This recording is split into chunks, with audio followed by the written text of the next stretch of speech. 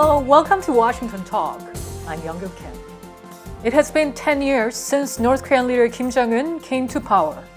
During those 10 years, North Korea has never stopped advancing its nuclear and missile programs.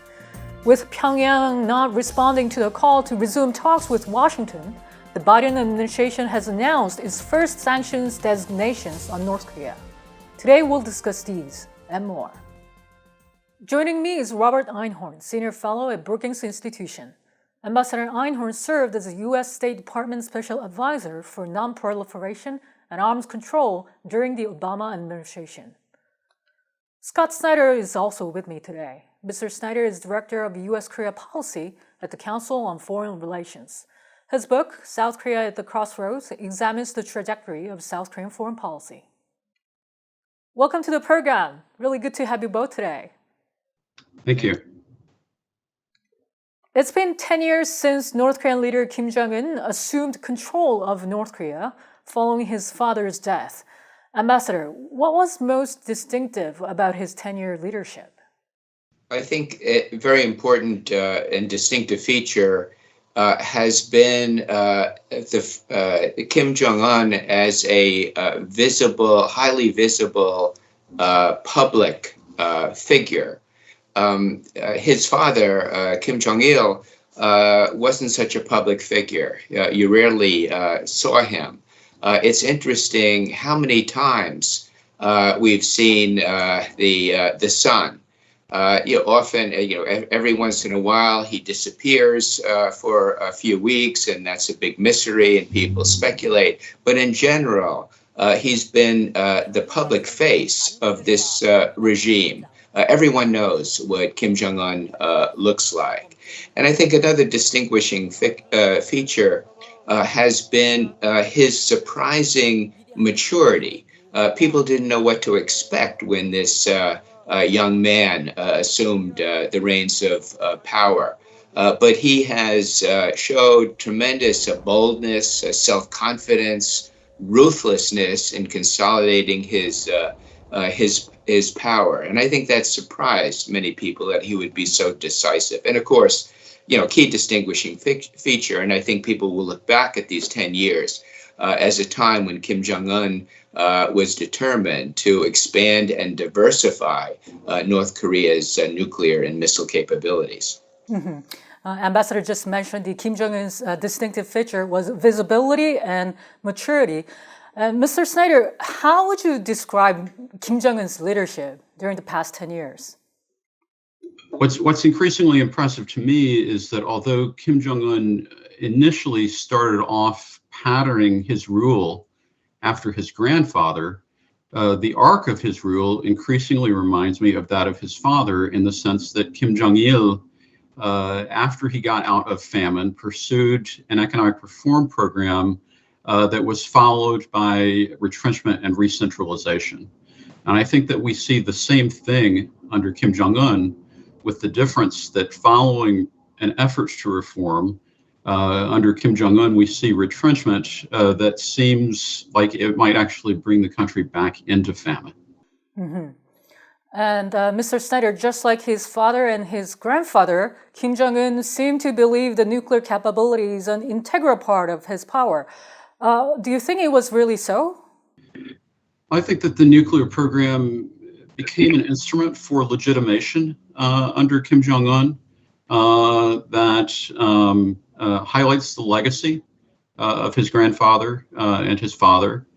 And it forestalls the risk. He may perceive it as forestalling the risk of destabilization, but it's also come at a cost because it's that very program that I think has prevented him from being able to achieve his economic objectives. Mm-hmm.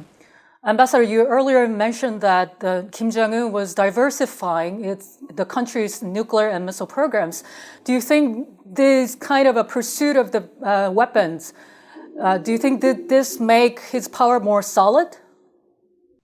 Well, I think he certainly believes that this nuclear deterrent and missile program is integral to the survival of his regime. He seems to regard the capability as indispensable, not something to be bargained away, both because of its utility, in his view, of deterring aggression against North Korea and its utility in intimidating South Korea. But also, I think he believes it helps him maintain domestic support for his regime, especially among the military, which is such an important power broker in North Korea. Mm-hmm. And Ambassador, we all remember the 3 meetings between Kim Jong-un and former US President Donald Trump. Did the nuclear and weapons programs actually help enhancing the North Korean regime's diplomatic stand abroad? No, look, these nuclear and missile programs have helped isolate the regime politically. They've resulted in great economic sanctions and so forth. But Kim Jong-un knows that without these nuclear programs, no one would pay attention to his country.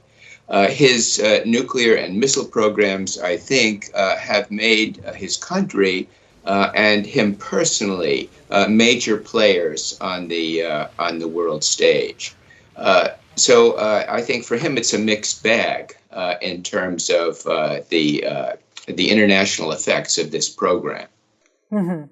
Mr. Snyder, do you think these nuclear and missile programs are serving as effective leverage in North Korea's diplomacy? I think that in the end, they've been an obstacle to North Korea's diplomatic objectives. And a lot of that revolves around the fact that even though the nuclear programs may have been perceived as useful, especially by Kim Jong-un in the run-up to gaining a summit with President Trump, because he could come out and engage from a position of strength.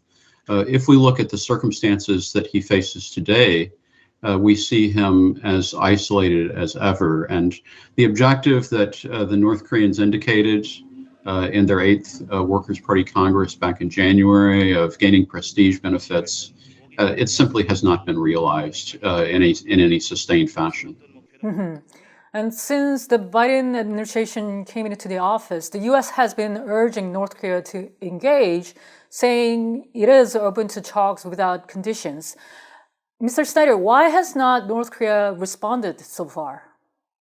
Well, I think the major reason why North Korea has not responded is because the Biden administration has defined the objective of the negotiations as to achieve denuclearization.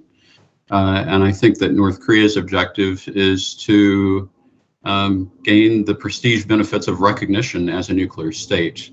And there simply has not been an identification of an intersection between those two objectives. Mm-hmm. Can I just, this is one area where maybe I have a slight disagreement with Scott. Yes, it's true that the Biden administration has declared that its ultimate objective is complete denuclearization. But I think it's articulated a very realistic approach that would begin with modest near-term steps toward this goal, an incremental process. And so I think that is not inconsistent with objectives that the North Koreans might even share, and certainly North Korea's neighbors may share that objective. I think the near-term reason Kim Jong-un has not engaged is because of the near total pandemic lockdown. But beyond that, he may be waiting for the South Korean election in March to see the results.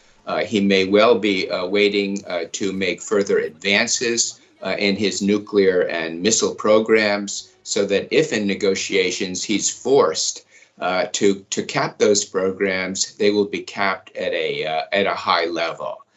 Sooner or later, the North Koreans may agree to engage, but I think they'll only engage to consider limitations, not the elimination of the program, and then only probably temporarily, and in exchange for very significant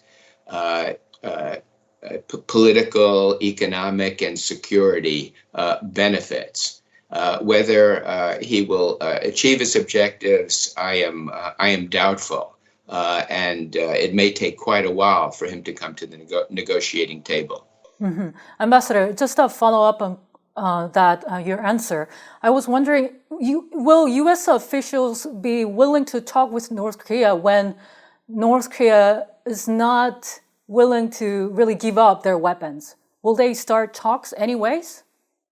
Absolutely. I mean, the Biden administration has made clear, there are no conditions to talks, prepared to sit down anywhere, anytime, and emphasizing that they will sit down without any hostile intent towards the North Koreans, whether the North Koreans believe that or not.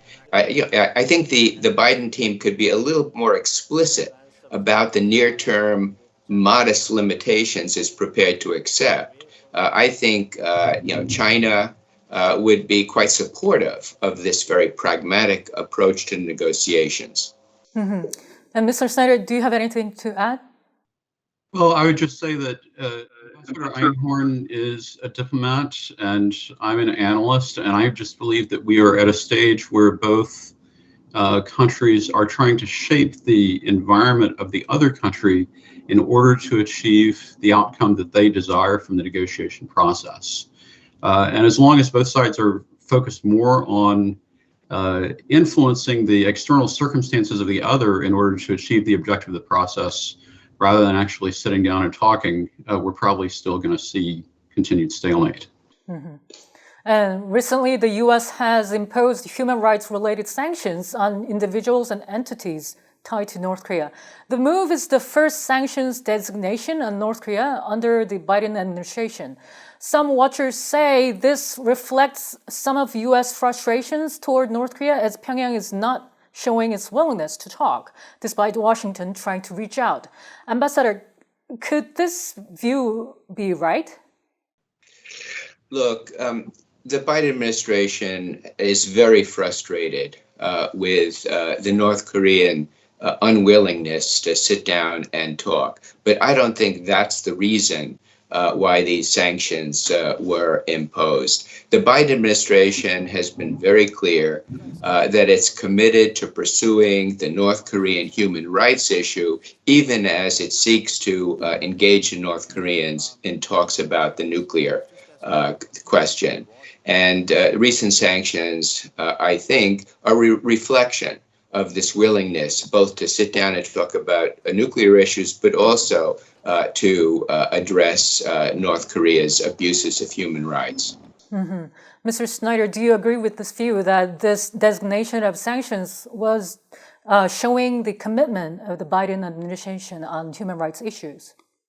Well, I think it does show commitment of the Biden administration on human rights issues. Frankly, I was a little bit surprised that the sanctions were announced and on those grounds. But I think it is consistent with the Biden administration's approach.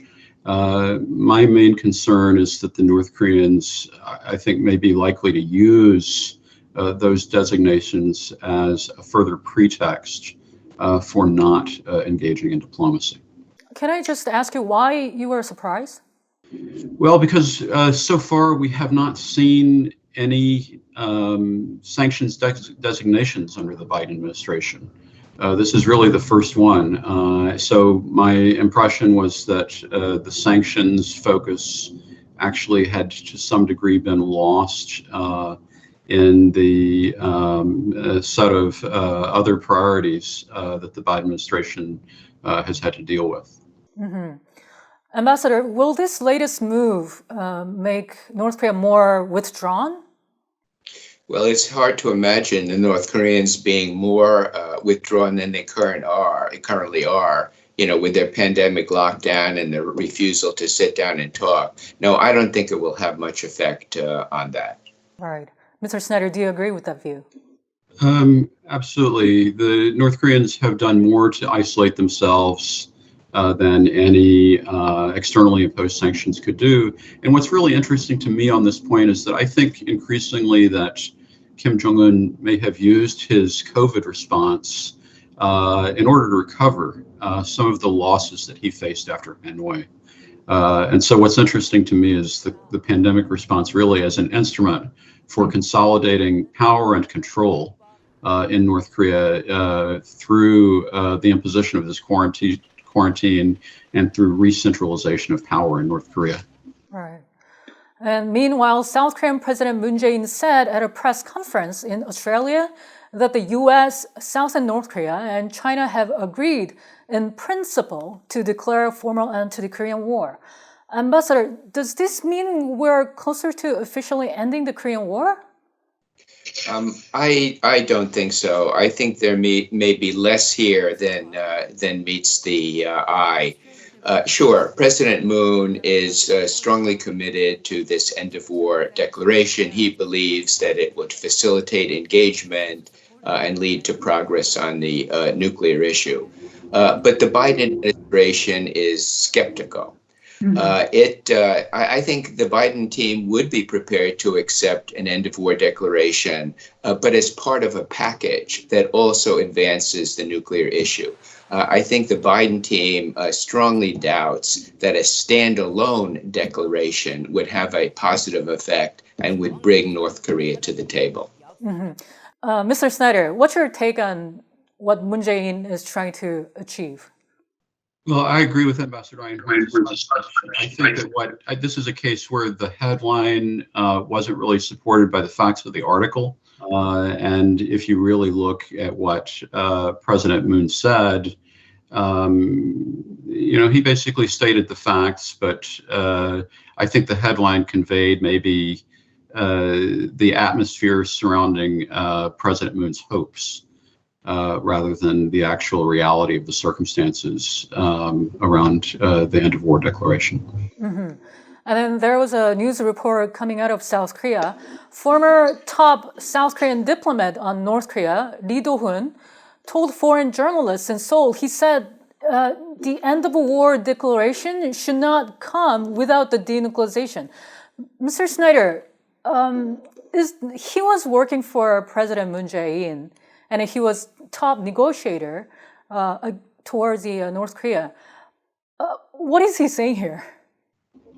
Well, I think it's pretty clear. He's saying that end of war needs to be accompanied by a denuclearization process, very similar to what Ambassador Einhorn just stated as the U.S. preference in terms of this approach. And essentially what this suggests is that there are a lot of doubts, even by a former South Korean negotiator, about the idea that the symbolic value of an end of war declaration is necessarily going to generate tangible benefits. Rather, the right approach is to lay the groundwork in terms of connecting the priorities of both North Korea and the United States into a package, perhaps around this end of war declaration, but also around the denuclearization issue, that can enable both sides to move forward in a concerted fashion to address their mutual concerns. Ambassador, can the end of war declaration come as a process rather than as an end state? Yes. If there is to be an end of war declaration, I agree with Scott's analysis. I think it would be most helpfully part of a package that also involves the nuclear issue. But it's just the first step. Ultimately, it would lead to a peace regime on the peninsula, a peace treaty among relevant parties, and so forth. But this is a long process. And I think the making peace, a permanent peace on the peninsula, really must go hand in hand with steps toward denuclearization. And after all, this was an approach that was embodied in the Singapore joint statement between President Trump and Kim Jong-un when they talked about these parallel processes taking place. But it's a long-term process, and I can't imagine a peace treaty in the absence of denuclearization. So, Ambassador, just to make sure, the end of war declaration should come with denuclearization rather than end of war declaration leading to North Korea's denuclearization. Is that right? I think the Biden administration is prepared to go along with the end of war declaration as a very early step, but it needs to be accompanied by some progress on the nuclear issue, not complete denuclearization, but some modest steps to begin the process. All right. And Mr. Snyder, your last thought? Well, I agree with that. I would also say that another pathway that one can imagine on the end of war issue would be to work on tangible tension reduction between the two Koreas, building on the comprehensive military agreement that was signed in 2018.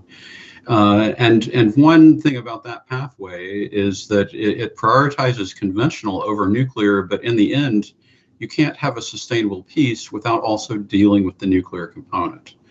So if you're looking for a softer way designed to build confidence on the North Korean side and on the US and South Korean side, that is another plausible pathway that one might consider. Mm-hmm. All right. Ambassador, do you have anything to add to this? No, I agree that progress in inter-Korean relations would be quite helpful. The impediment, though, to progress in inter-Korean relations is the nuclear issue.